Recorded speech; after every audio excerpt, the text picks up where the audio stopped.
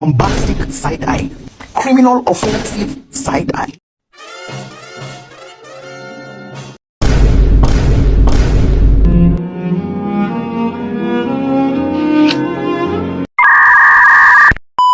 Dari kelas 10 HDP 4, di sini saya akan mempresentasikan ekonomi bisnis yang berjudul perilaku produsen dalam kegiatan ekonomi.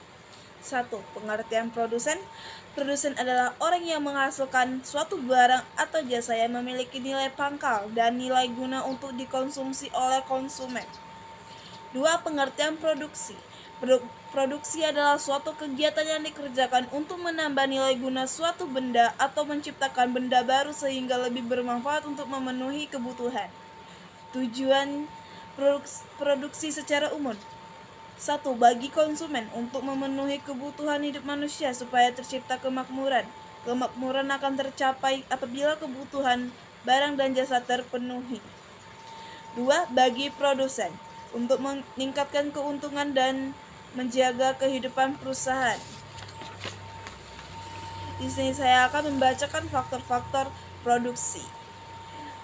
A. Faktor produksi tetap adalah faktor produksi yang jumlahnya tetap berapapun jumlah produksinya. Contohnya tanah, bangunan atau gedung, dan mesin-mesin pabrik. B. Faktor produksi variabel adalah faktor produksi yang jumlahnya berubah-ubah tergantung jumlah yang diproduksi. Contohnya bahan baku dan tenaga kerja. Yaitu selanjutnya saya di sini akan membacakan pengertian perilaku produsen. Adalah semua upaya yang dilakukan oleh produsen dalam yang menghasilkan produk yang berkualitas dan efisien serta dapat diterima dengan baik di pasaran dan mampu menghasilkan laba yang besar. Selanjutnya, teori perilaku produsen merupakan sebuah teori yang menggambarkan perilaku produsen dalam menghasilkan produk, barang, dan jasa. Di sini saya akan membacakan faktor-faktor dalam produksi. A. Produksi dengan menggunakan satu variabel bebas. Kombinasi penggunaan satu variabel bebas dapat diterapkan di bidang pertanian. Contohnya atau seperti variabel bebas adalah manusia atau tenaga kerja. 2 variabel tetap adalah tanah dan mesin. Dengan adanya satu variabel bebas dalam proses produksi, maka seorang produsen hanya dapat mengubah atau menambah jumlah tenaga kerjanya saja saat mengharapkan hasil produksi atau output yang besar. Akan tetapi seiring dengan bertambahnya jumlah tenaga kerja yang digunakan, marginal produksinya akan mengalami penurunan sehingga capai di titik nol disebut dengan law of diminishing returns atau hukum tambah hasil yang semakin berkurang. Di sini ada satu variabel bebas seperti ini. Lalu saya akan membacakan yang selanjutnya. Di sini juga ada kurvanya ya.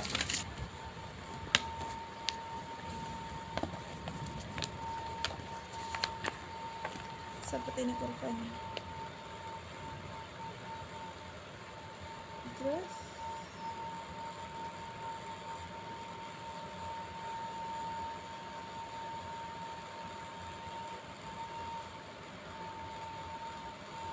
seperti itu kurvanya. Di sini saya akan membacakan keterangannya.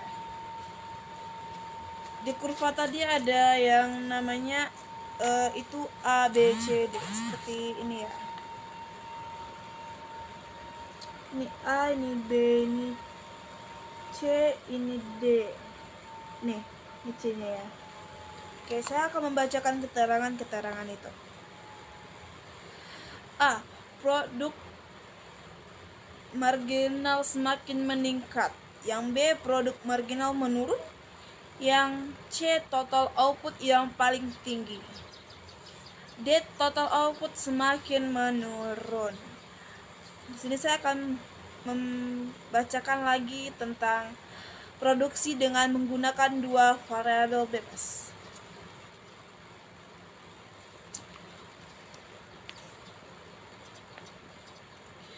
Produksi dengan menggunakan dua variabel bebas berasumsi bahwa pada jangka waktu yang relatif lama semua faktor produksi akan berubah menjadi faktor produksi variabel. Contohnya, dalam suatu perusahaan manufaktur terdapat dua faktor produksi bebas yaitu tenaga kerja dan modal. Modal dalam perusahaan manufaktur ini seperti mesin. Seperti inilah dua variabel bebasnya ya, seperti ini.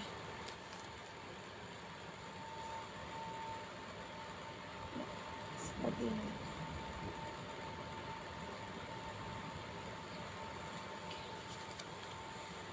Sini saya akan melanjutkan yang C, circular flow diagram. 1. Peran perilaku ekonomi. A. Rumah tangga konsumsi berperan sebagai penyediaan faktor-faktor produksi. B. Rumah tangga produksi. C. Pemerintah. D. Masyarakat luar negeri. Selanjutnya sini saya akan membacakan.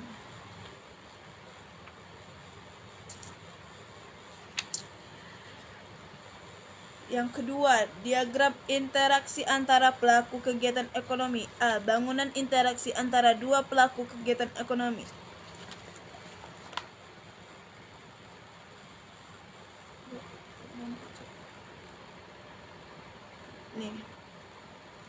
Ini bentuk gambarnya. Di sini saya akan menjelaskan bentuk gambarnya. Yang paling atas, balas jasa dapat berupa upah, gaji, maupun sewa. Lalu turun ke rumah tangga konsumsi. Rumah tangga konsumsi naik ke atas faktor produksi. Faktor produksi tiba ke rumah tangga produksi. Rumah tangga produksi lanjut ke barang dan jasa. Dan sebaliknya seperti itu. Lalu rumah tangga produksi juga bakal ke balas jasa dapat berupa upah, gaji maupun sewa. Di sini bagian di sini terlihat ini dia masuk keduanya. Maksudnya itu uang untuk membayar barang dan jasa yang telah dibeli itu masuk ke rumah tangga konsumsi dan rumah tangga produksi. Dia bertujuan ke sana. Lalu di sini saya akan membacakan yang B, diagram interaksi antara tiga pelaku kegiatan ekonomi. 1. Rumah tangga produksi berperan sebagai penghasil barang dan jasa serta pemakaian faktor-faktor produksi yang ditawarkan rumah tangga konsumsi. 2. Rumah tangga produksi akan kepada rumah tangga konsumsi berupa gaji, upah maupun uang sewa atas pemakaian faktor-faktor produksi. 3. Rumah tangga konsumsi memberikan balas jasa berupa pajak kepada pemerintah sebagai balas jasa atas penguraian sarana dan prasarana yang telah disediakan. Gambarnya seperti ini. Saya di sini akan menjelaskan gambarnya lagi.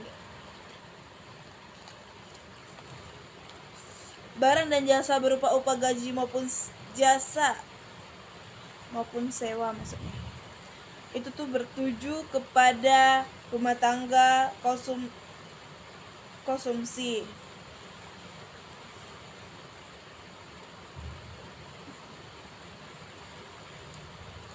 Dia juga bertuju kepada rumah tangga produksi.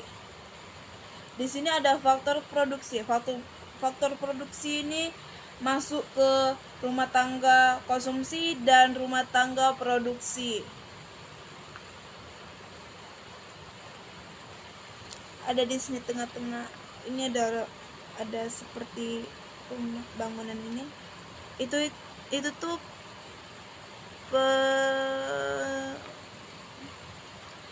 pelayanan politik dan pajak masuknya ke sana, dan pajak ini sama belanja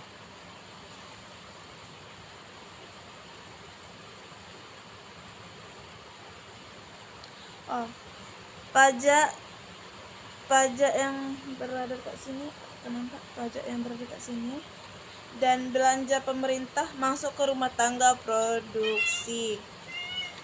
Rumah produksi masuk ke barang dan jasa, rumah tangga konsumsi juga masuk ke barang dan jasa. Rumah tangga konsumsi itu akan masuk ke uang untuk membayar barang dan jasa yang telah dibeli, sebaliknya juga seperti itu. Rumah tangga produksi juga masuk ke uang untuk membayar barang dan jasa yang telah dibeli. Sedangkan uang untuk membayar barang dan jasa yang telah dibeli itu bakal masuk ke rumah tangga konsumsi dan rumah tangga produksi. Selanjutnya saya di sini akan membacakan yang C, diagram interaksi antara 4 pelaku kegiatan ekonomi. Masyarakat luar negeri. Dalam diagram interaksi 4 sektor memiliki peran sebagai berikut. 1. Mengimpor barang-barang hasil produksi rumah tangga produksi, menyediakan faktor-faktor produksi yang dibutuhkan rumah tangga melalui kegiatan impor yang dilakukan rumah tangga produksi. 3. Mengekspor barang-barang hasil produksinya ke rumah tangga produksi. 4. Menerima ekspor faktor-faktor produksi dari rumah tangga konsumsi. Di sini juga ada gambar. Di sini saya juga akan menjelaskannya. Seperti ini gambarnya, dan di sini saya juga akan menjelaskan gambarnya. Balas jasa dan berupa upah gaji maupun sewa. Ini sedikit redek. Rumah tangga konsumsinya itu masuk ke balas jasa dan berupa upah gaji maupun sewa, dan rumah tangga produksinya juga seperti itu. Lalu faktor produksi, rumah tangga konsumsi masuk ke faktor produksi, rumah tangga produksi juga masuk ke faktor produksi. Di sini ada bangunan, namanya itu bangunan pemerintah. Itu bakal bolak-balik seperti pelayanan publik itu akan masuk ke pemerintah. Pajak bakal masuk ke rumah tangga konsumsi. Kalau misalnya yang satu lagi, pajak itu masuk ke rumah tangga produksi, sama aja sih. Lalu belanja pemerintah masuk ke pemerintah. Di sini ada barang dan jasa. Di sini tidak ada masuk ke mana-mana pun, karena memang tak sana aja. Sama juga dengan uang untuk membayar barang dan jasa yang telah dibeli, juga tidak masuk kemana-mana, tidak diekspor kemana-mana. Rumah tangga konsumsi itu kegiatan ekspor, lanjut ke masyarakat luar negeri. Dan rumah tangga produksi kegiatan impor, lanjut ke masyarakat luar negeri. Di sini bacaannya kegiatan impor, dan di sini kegiatan ekspor. Jadi setiap rumah tangga itu pasti ada kegiatannya. Sekian prestasi saya. Mohon maaf apabila ada kesalahan. Assalamualaikum warahmatullahi wabarakatuh.